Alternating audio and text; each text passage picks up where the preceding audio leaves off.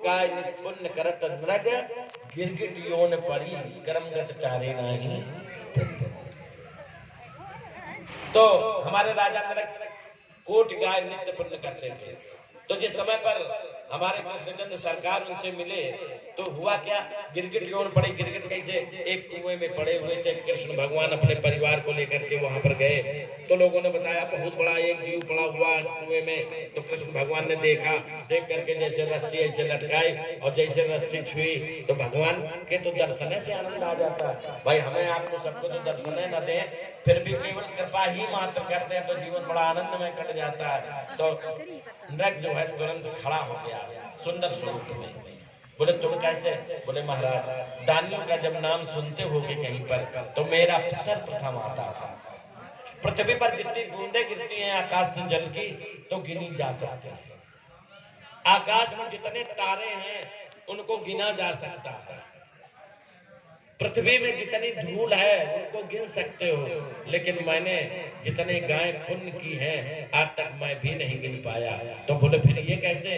बोले उसमें ये हुआ था कि एक ब्राह्मण देवता को मैंने गाय दान कर दी थी, वो भूल करके छुटा करके अपने घर से पुनः मेरे झुंड में मिल गई और उसी को मैंने पुनः दूसरे ब्राह्मण को दान कर दिया।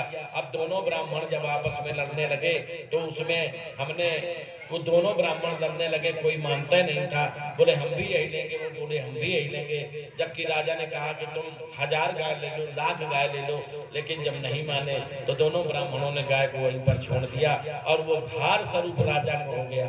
इसीलिए जो ब्राह्मण को धन दिया जाता है अगर वो इनकार कर देता तो फिर चाहे जैसे दान कर देना, किसी को भी दान कर देना, और कोई ना दान ले तो गैये को खिला देना, लेकिन उसको फिर लौट डाल करके अपने घर में कभी ना ले जाना,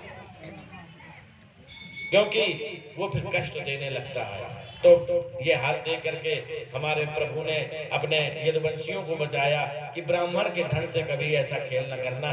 देखिए इतना बड़ा दानी था लेकिन फिर भी इससे गिरगिट क्यों पड़ी थी।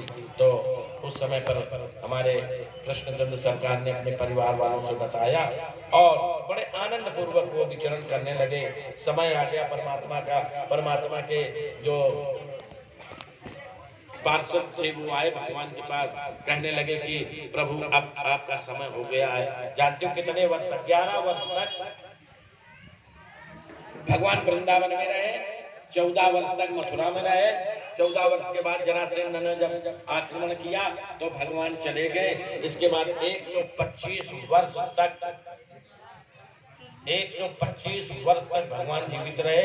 इसके बाद उनका विलोप आ गया और 75 वर्ष की समय पर उन्होंने महाभारत का युद्ध किया। बोले वृंदावन बिहारी लाल की, बोले कृष्णचंद्र सरकार की। तो इस प्रकार से 125 वर्ष हो गए तो प्रभु ने अब अपने लड़कों से, अपने परिवार वालों से कहा कि आपने ब्राह्मण की ऐसी दिशा देख ली है, इसलिए कभी भी संतों का उपहास न करना। आप लोगों को भी बता दूं मैं, कोई संत दर्शन मिल जाए, भले ही ढोंगी संत हो, केवल लीला ही कर रहा हो, तो उसमें कभी भी अपने व्यंग्यात्मक वचनों का प्रयोग न करना, क्योंकि संत जिस समय क्रोधित हो जाते हैं तो जाने कितनी बुरी दशा में तुम पहुंच जाओगे। इसलिए संत का सदा सत्कार करना। अगर कोई तुम्हारे द्वारे पर भीख मांगने भी आवे तो अगर दे न सकते हो तो उसका तिरस्कार न करना, बड़े प्रेम पूर्वक कहना भैया मेरे पास जो कुछ है आप ले लो। अगर ज्यादा मांगे तो समझ लेना फिर वो संत नहीं है, क्योंकि संत तो प्रसन्न हो जाता है भावों को देखकर, और ज्यादा मांगे तो समझ लो संत नहीं है। इस प्रकार से हमारे भगवान श्री कृष्ण ने अपने बड़ी वृंदावन में हरि राम